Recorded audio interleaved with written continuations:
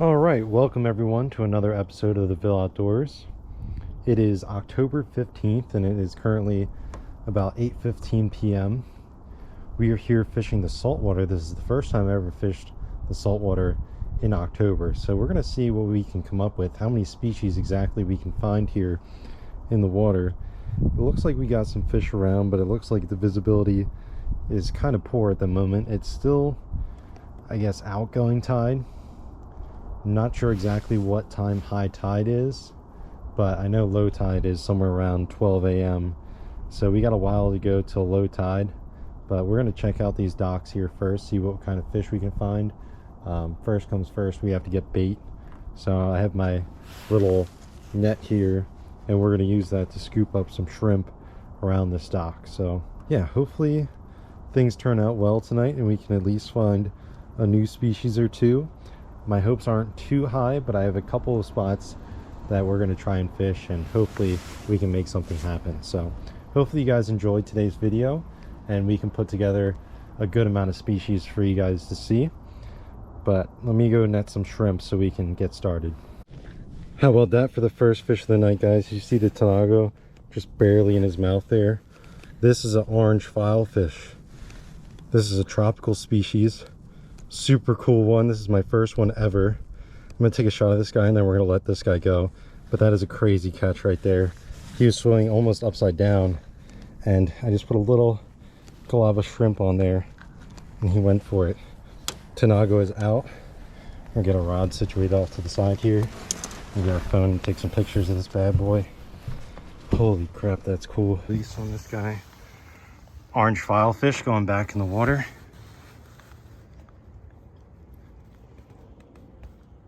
Here he is. Let's get him, make sure he's breathing all right. Now this guy was swimming upside down when I caught him, which is kind of normal behavior for these guys. They just look like kind of floating debris. And there he goes. So cool.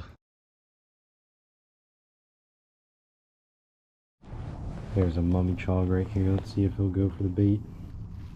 Look at the shrimp, buddy, not the split shot. There we go. Finally, that took long enough. And he just about flopped out of our hands. That is our mummy chog there. Just a tiny little guy. Looks like to be a male. This is the most common member of the top minnow family you will find around here. We're going to take a shot of this guy and then we're going to let him go.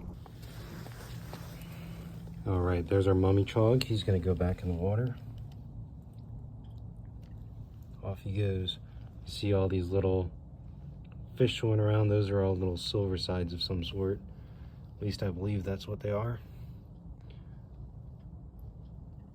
Not catchable size, those ones. As you can see, little crabs swimming on top of the water here. Alright guys, we have made it to spot number 2. We're going to see what species we can get out of here. The water is flowing a little bit faster here. The tide is going out at this spot. So we're going to see what we can find. I got some silver sides here in front of me, so I might as well start by seeing if they want to bite the shrimp at all.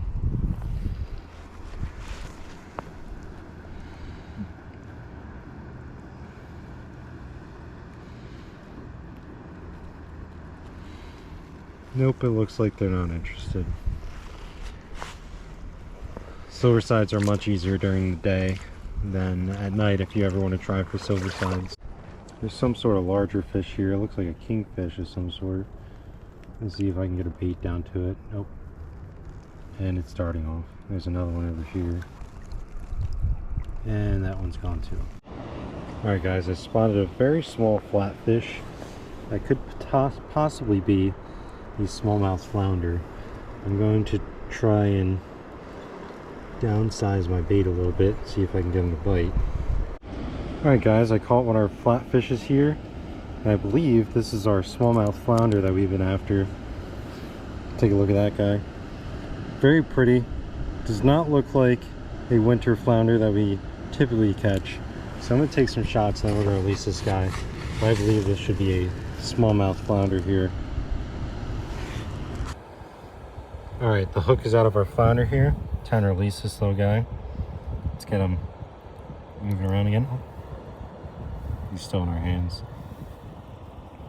There he goes. Back down to the depths. There he is.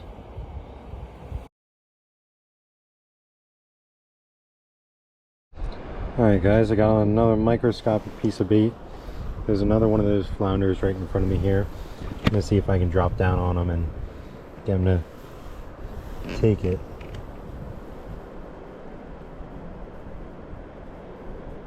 Nope, he ate it. Oh, he dropped him. No. We had him though. Very, very microscopic piece of bait. That was likely the same species, so I'm not disappointed.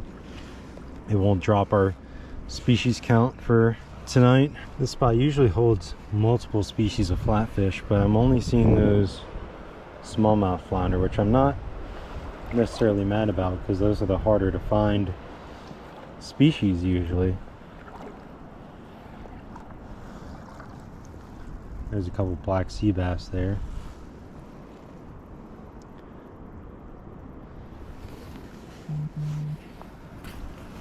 Let's get another bait on.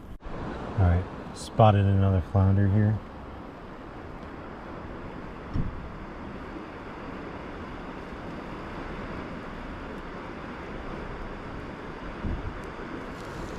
Did you get it? No.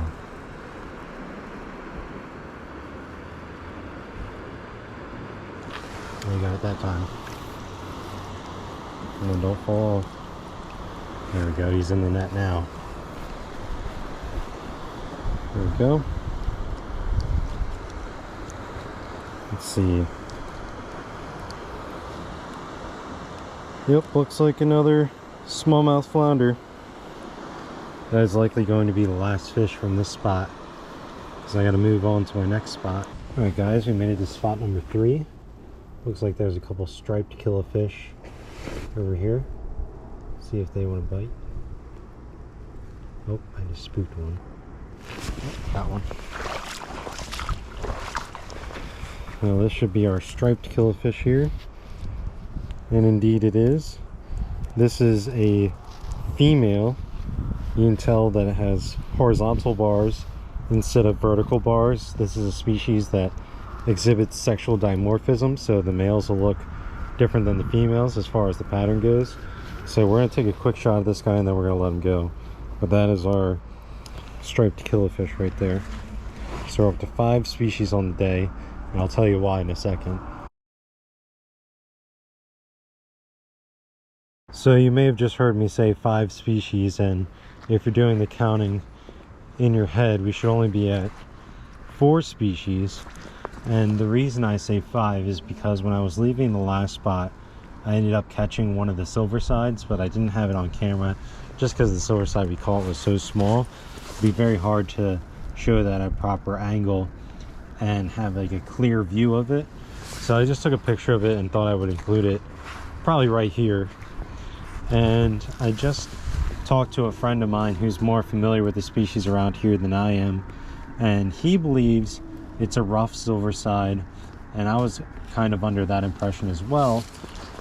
So I'm gonna check in with a few other people regarding that fish, but potentially that's our second new species of the night. The first one being that orange filefish, and the second one being rough silver side, if that's what it turns out to be. So yeah, pretty cool. I'm scanning the shallows here, but I'm not really seeing any other fish. Now this guy did not want to bite a hook, but that is a pipefish there, most likely a northern pipefish, in the same family of fish as the Atlantic blue spotted cornetfish that we caught the last time we did this, but this here, northern pipefish. So we're gonna let him go back to his grass. It's very rare that northern pipefish will take a hook and line, but it's not impossible. That one was just too small for us to hook, unfortunately. It was a black sea bass. Let's see if he'll Take the bait. Oh, and he popped off. Check out this guy here.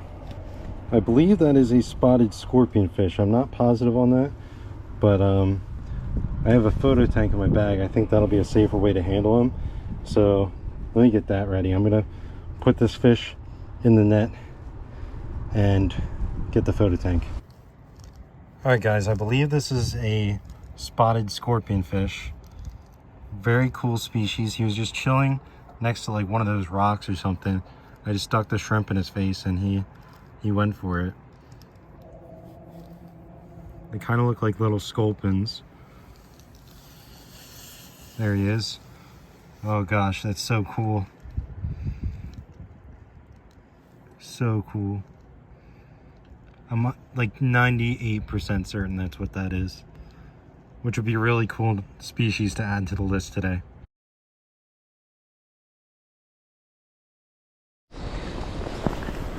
Alright guys, it slipped out of my hand before I could film it, but I also caught a flagfin mahara, so that's pretty cool. Another new species. It makes 4 on the night now. Almost getting to the last time when we caught 6 new species. Check out this guy. This is a spotted hake. He slurped up the shrimp no problem. And this is now our 5th new species of the night. Things have just been going crazy here. Such a cool fish. We're gonna go ahead and let this guy go. It's my first species of hake. We caught our first species of scorpion fish, first species of filefish. Things are just going crazy.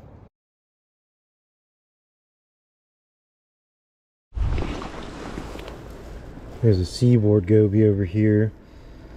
He wants to hide his face though.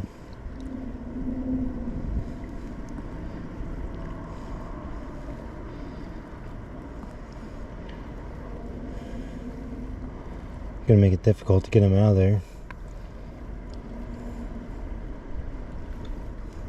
Oh, there's his head. We got it. All right, so that is our seaboard goby there. I'll take a shot of this guy and then we're gonna let him go. I think we're up to like 7 species now, maybe more than that. I'll have to do a count.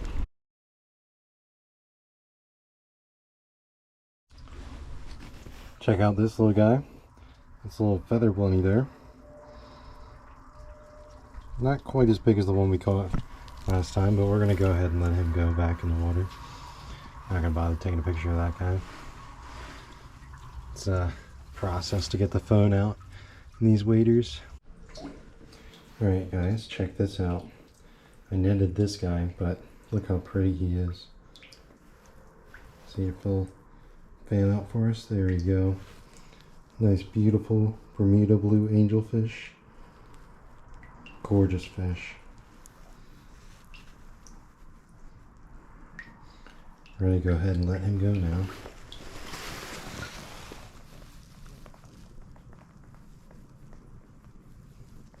Off to his rocks.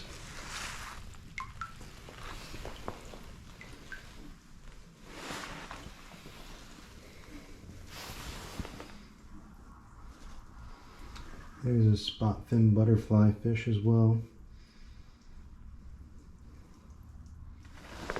Very nice habitat for him here, lots of rocks. Spot fin butterfly fish is coming close.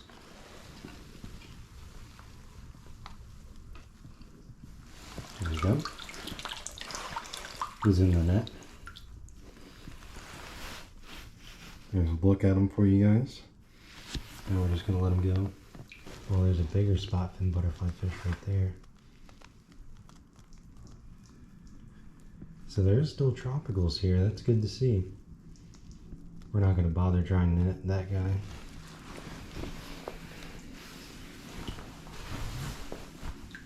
There's another one. Wow, there's a ton of them back here. Alright guys, add another species to the books. We got ourselves a winter flounder. We're going to get this guy unhooked and then we're going to let him go. I missed out on a snowy grouper that I saw So I'm really hoping I can come across another one of those. Hook is out of our winter flounder. I'm just gonna go ahead and plop him back in the water.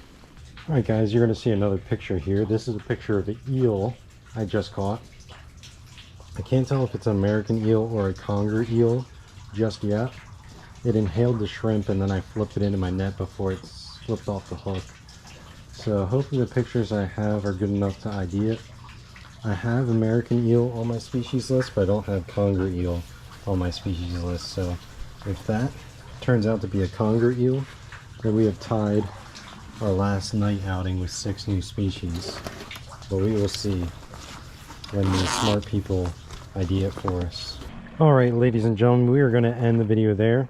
Not sure how many species we caught or how many species we saw, but I know it was a lot. We know we at least caught 5 new species. Depending on that eel, it could be 6 if it turns out to be American conger eel, but we shall see. I'm not going to get my hopes up. We're just going to settle for the 5 we caught, and then we'll see what that eel ends up being if we got good enough pictures of it. So we've definitely found out that you can still find plenty of exotic species that don't really belong here in the month of October as these species continue their stay. Now the water is going to get pretty cold in the next month or so, so you'll expect to see a lot of these fish to vanish, such as the butterfly fish and the Bermuda blue angelfish, spotted scorpion fish, orange filefish, and other species we found tonight. There will be a very select few that stick around a little while longer, but yeah, hopefully you guys enjoyed today's video, and if you did, be sure to leave a like and subscribe, and I will be seeing you guys on the next episode of the Ville Outdoors.